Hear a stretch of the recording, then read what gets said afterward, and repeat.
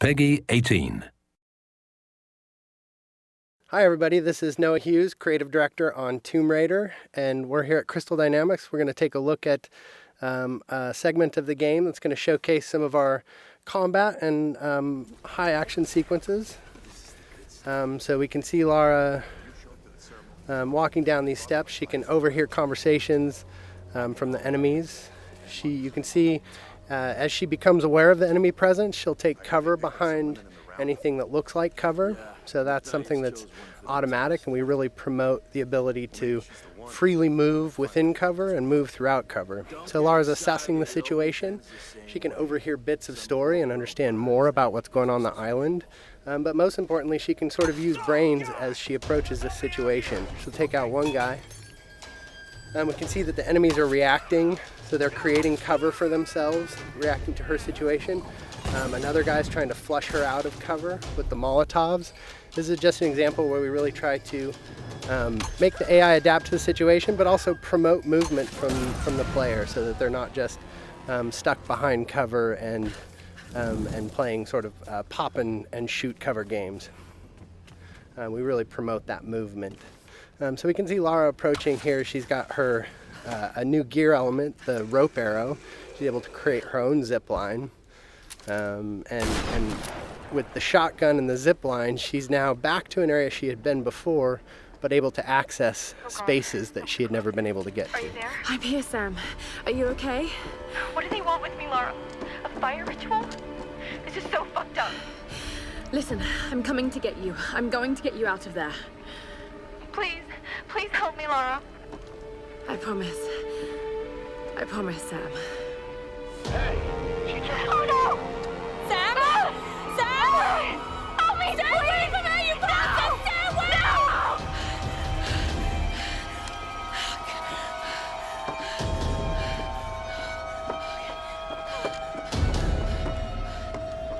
So we can see that Lara's friends, in particular Sam, is in trouble, and she has a very clear goal now, which is to make her way to the scavenger fortress where Sam is being held. So she knows that's down at the bottom of the mountain, and she's going to find a way down. I don't know. Another part of the plane? Keep working. I'll go check it out.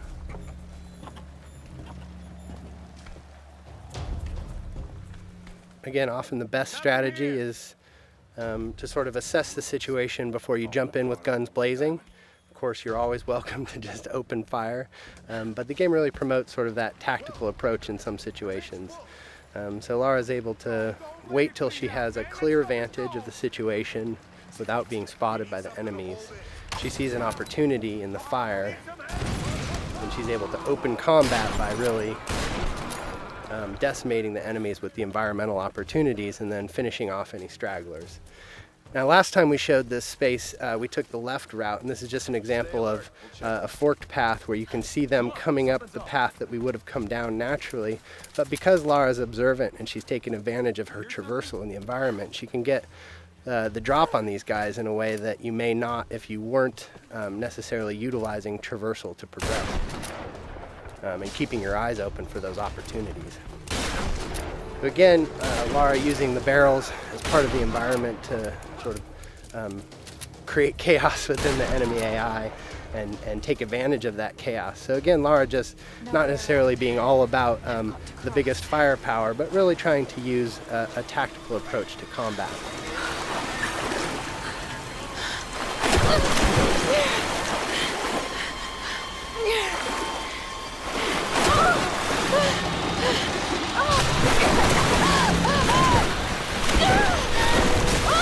As is often the case, Lara's intended path down the mountain isn't necessarily where she ends up. So we could see an example of sort of a brutal death as Lara misnavigates the situation in the flood here.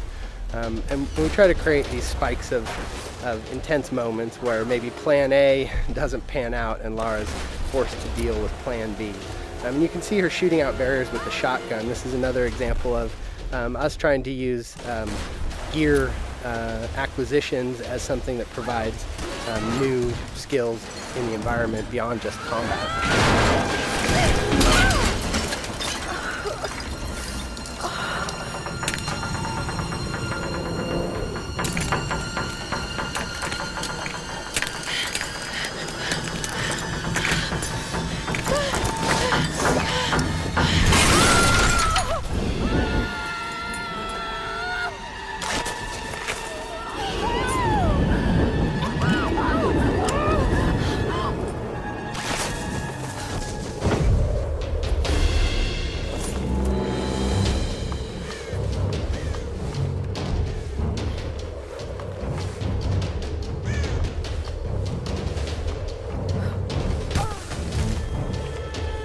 see that Lara's been able to adapt to this turn of events and managed to find her way down the mountain, but is a little bit worse for wear, having gone through a pretty traumatic descent. So we see Lara sort of shaken from the experience, and ultimately this is really just awakening injuries that have started since the beginning of the game. You can see her side is already bleeding from experiences she had when she first washed up on the island, and that's just been made worse by her traumatic descent. And so we're sort of introduced to this new space. This is the scavenger town, and up on the mountain you can see the ancient palace, which has been fortified by the scavengers. And really that's where Lara thinks Sam is being held. And so her goal, Sam and the others, so her goal is to really make her way into that palace. But you can see that she really is sort of feeling the effects of the fall. And as she stumbles her way into this new space, we realize that Lara is indeed worse for wear and has limited traversal capabilities. So you can't necessarily climb from roof to roof like you might if you were in the best of health. So Lara is really forced to sort of in a position of vulnerability to sneak her way towards the medical chopper that she saw, and hopefully find some supplies that are going to help her deal with her current situation. I don't know what you're talking about. Please. You are lying. I know you escaped with them. Please. I don't. I need to loosen your tongue.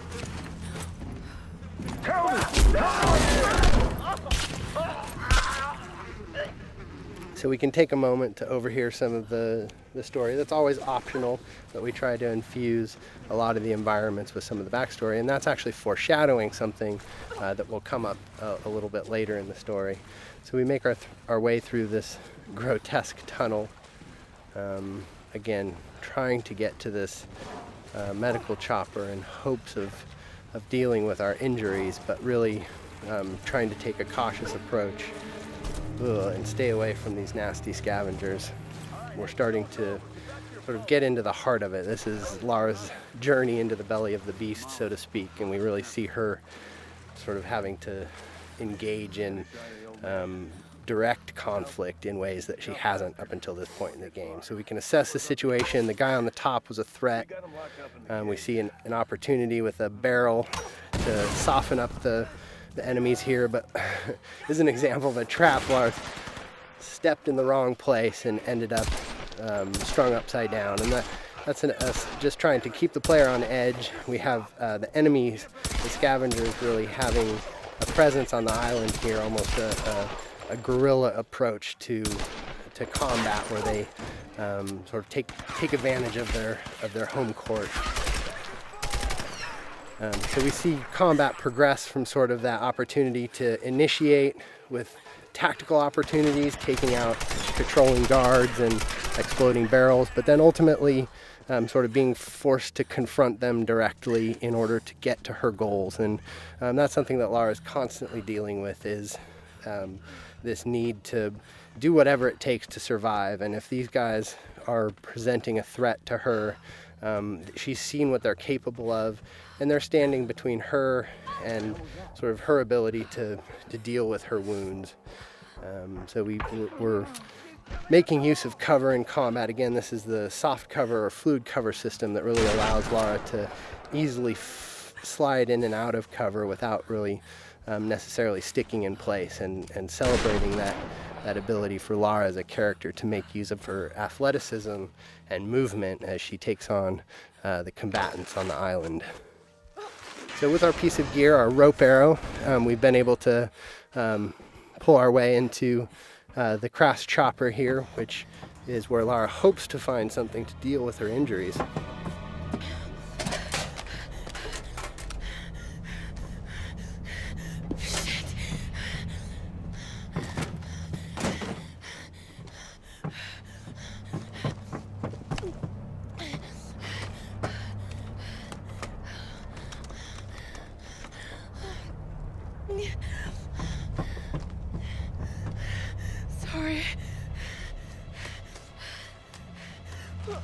All right, thanks everybody for joining us today. Stay tuned. We'll have some more things to show you down the road, but I hope you enjoyed our traversal down the mountain into Scavenger Hub today, and some more glimpses into our combat systems.